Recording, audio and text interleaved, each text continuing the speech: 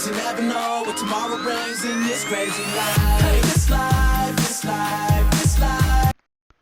Yo, yo, yo, what's going on, everybody?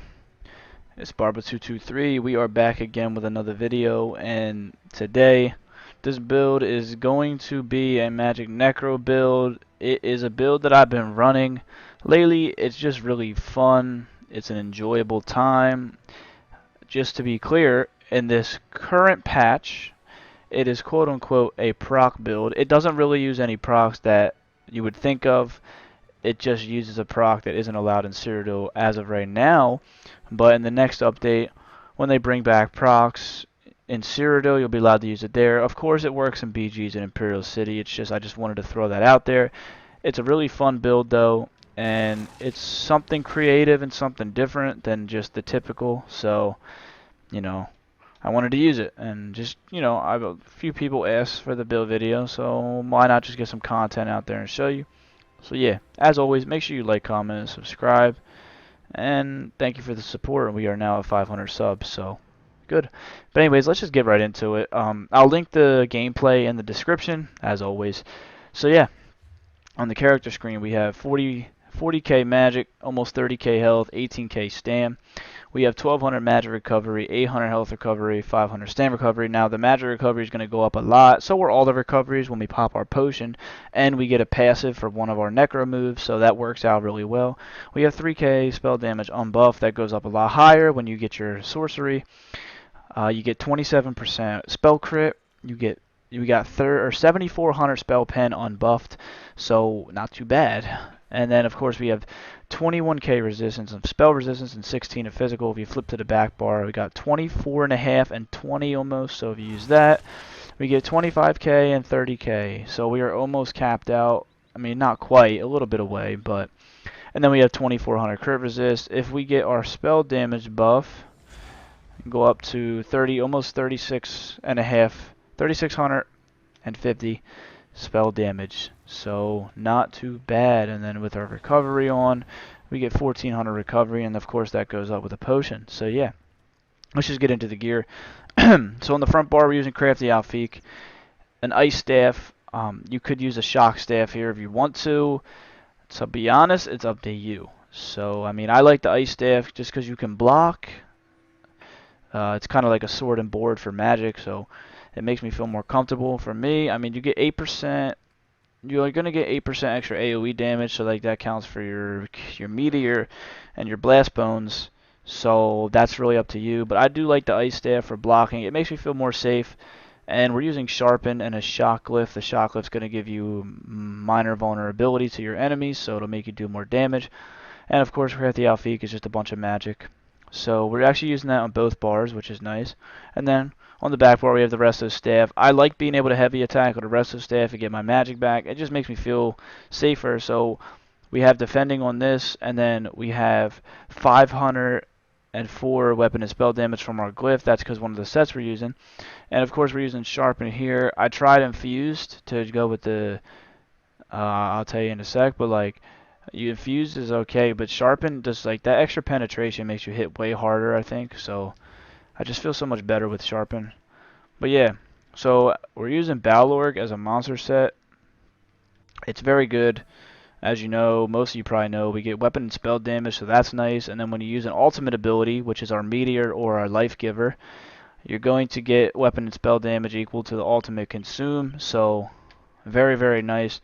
And then of course we're going to get a lot of penetration out of it. So when you use our ultimate, we're going to get 200 spell damage for 12 seconds plus 23 times that of penetration. So like a very, very nice thing. It's very solid. It gives you a hell of a lot of damage. So yeah. So then our other 5 pieces Torix pack. Now I was looking for a set because I was like, what set can I use that is going to give me damage and tankiness? And there's not that many. There's a couple sets that'll give extra spell damage when you're above 50% health, and then they're going to give resistance when you're under 50% health. But I didn't like that because it messes with your healing power when you're lower health. So that was Ancient Dragon Guard, I believe. But I think Torix Pack is a perfect set to use if you're looking to balance things. Now, as someone might say in the comments, so before I will just discredit this now. Oh, well, if you're going to use extra enchantment potency, why aren't you going to use infused? Because I tried infused, and the trade-off for getting that extra shock tooltip is not worth the trade-off for lowering your penetration. That's why I use Sharpen. Sharpen is still better than Infused, and you still get a nice 3,700 shock damage. So you essentially, how I see it, is you're pretty much getting Infused and Sharpened here, because you have the extra bonus that Infused would give you on your glyph, and it procs more often, and you get Sharpened. So Torix Pact is going to give you a lot of tankiness, but it's also going to give you a lot of extra damage from your extra procs on your light attacks. So I like that personally. That's just how I feel. I think it's very good. It has been working for me, and that's why we get that 30k resistance on our back bar, because we get that armor, health, armor, and then we get the potency from our glyph. So that's why I use it. And we are also using, I believe, 1 heavy, 2 heavy. Yeah, so we're using 2 heavy, 1 medium, and 4 light. That's just what I feel comfortable with right now. You could also go an extra heavy piece on the legs if you want. This needs to be impen, by the way. On the heavy pieces, you could do reinforced. Like the chest is good, reinforced, that's fine.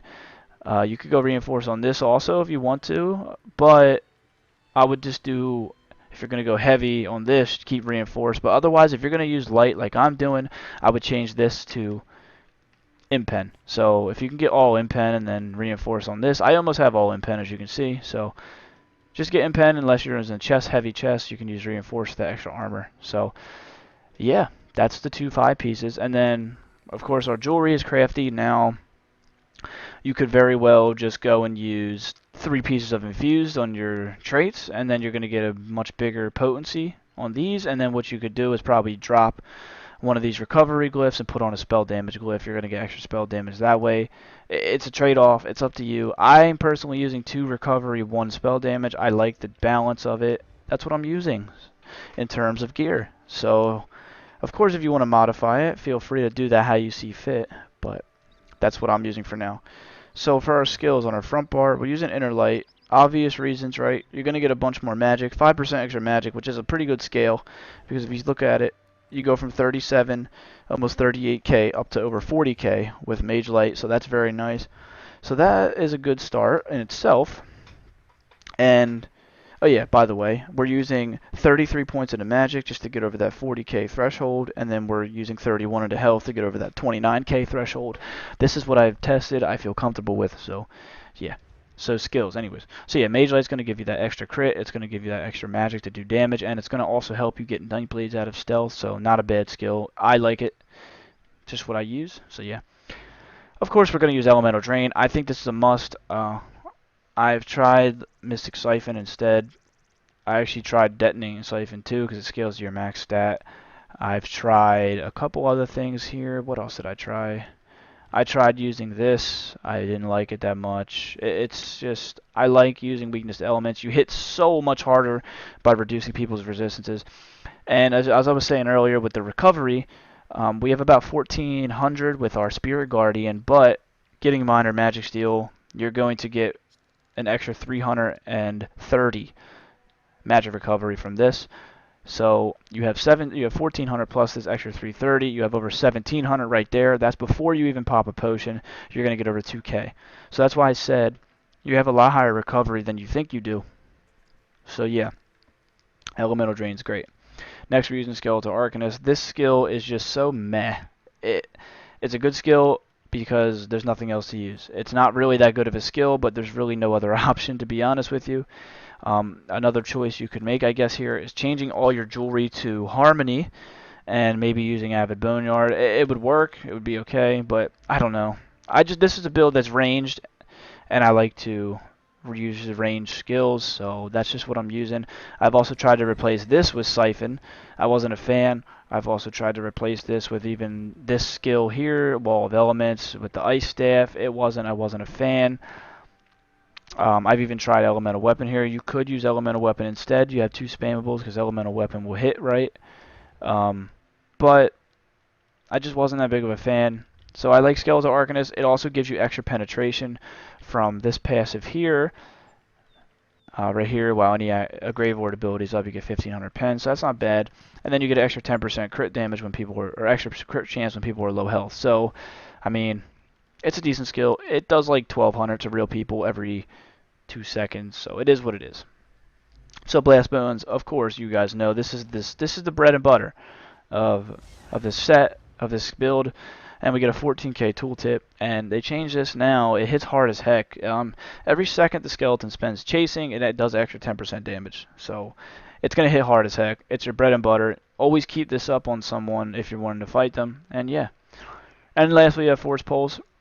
You could use Elemental Weapon. You could use Flame Skull, Ricochet Skull if you want. I think this is much better. You could also use Crushing Shock instead of Force Pulse, but I like doing that AoE damage from people with status effects because everyone has status effects on them literally all the time. So it's going to do a lot of AoE damage as well, which is nice. I mean, being able to have a spammable that's going to hit people for AoE, like, you can't complain about that, you know? So, yeah. So yeah, we have Ice Comet here. We have a 16k tooltip unbuffed, which is pretty solid, to be honest, in my opinion. Now, let me pop a potion just so you can see. What does the tooltip go up to? Almost 18k, and that's before we even use our back bar for giving us an extra 500 spell damage. So, like, it's going to go up much higher, even higher than that, which is really nice. So, luckily, unfortunately, I cannot. There we go. So you do that, and then, oh my god, get to it.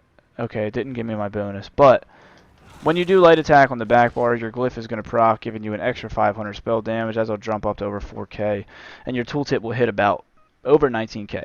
So it stuns, it does a lot of damage, reduces movement speed, it does a crazy dot on the ground and an AoE, so a very good skill. You could also use Colossus if you want to. It's just so easy to dodge. I wasn't a fan, to be honest. And you could also use Dawnbreaker. I like playing at range, so I've been using Meteor, but Dawnbreaker is also a very good skill. It hits hard this patch on magic builds. So that's your options. So on the back bar, we're using Beckoning Armor. Now I know Summoner's Armor is very good. It reduces the cost of your skills.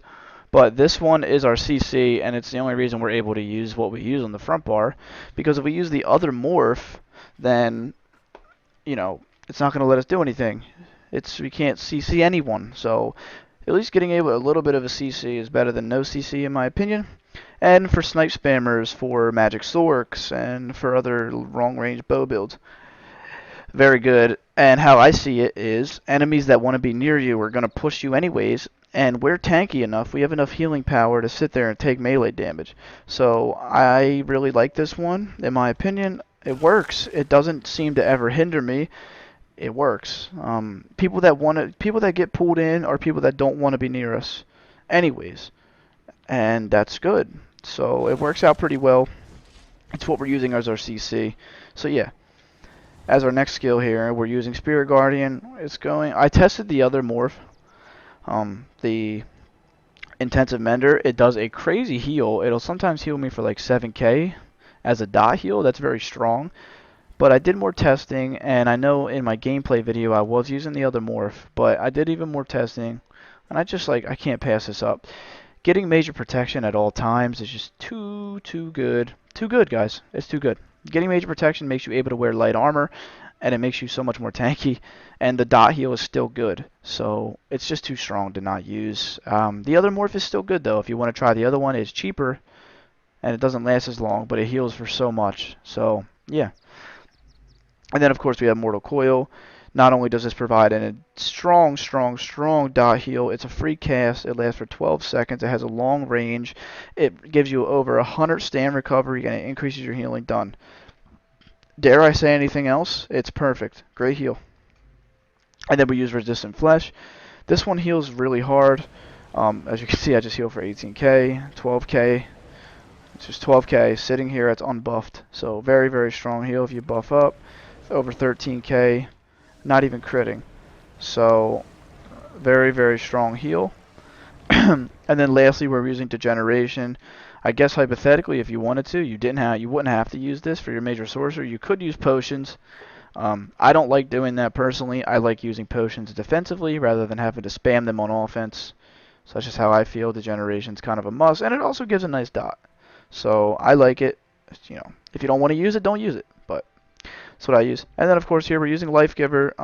Pretty much, I know. Bone Goliath is OP. I get it. I understand. But I'm trying something different. And I like this skill. 10k every second for 5 seconds. It pretty much makes you invincible for 5 seconds. I know Goliath is the same thing, but it's so gosh darn expensive. It's literally double the cost of Life Giver. And Life Giver helps your team out a lot. And it's just a clutch skill when you're in troubled moments. It's a low cost, and it saves you. It makes you invincible pretty much. So I'm going to use this for now. I really like it. I know Bone Goliath is good. I know. But I've really been enjoying using Life Giver. So that's the skills. I guess I'll do some CP. I mean, I don't really play CP, but I do have good ones here. So increase your damage done with AoE effects. That's your bread and butter. That is your blast boons, and even your force pulls at times. Extra crit resist, very important. Extra spell damage, very important. And extra max magic. So Arcane Supremacy, Untamed Aggression, Resilience, and Biting Aura are the 4 I use. For this side, we're using Survival Instincts. When a status effect is on you, which is pretty much all the time, your combat skills cost 25% less. Very, very nice. Under Crowd Control Immunity, which is after you are stunned, you take pretty much 10% less damage. So you pretty much get major protection in that time frame. This increases the duration of your crowd control by 15%. So these two stack together pretty well. It makes you longer. Takes longer for you to be able to be stunned again, and it also stacks with this to where you get that extra reduction of damage for a longer period of time. So Juggernaut and Hardened go very well together. And then lastly, we're using Armor. That's it. It just gives you armor. Very important as well. So that's the CP. That is the build, and that's pretty much all I got, guys. I really appreciate the support you guys are giving me, and as always, make sure you like, comment, subscribe. I will drop the gameplay link in the description. Let me know what you think down below. It's not a build that I'm going to say is the best in the world. It's just a really fun build that I've been enjoying and playing solo in BG's and Imperial City. So, as always, guys, thank you, and have a great one.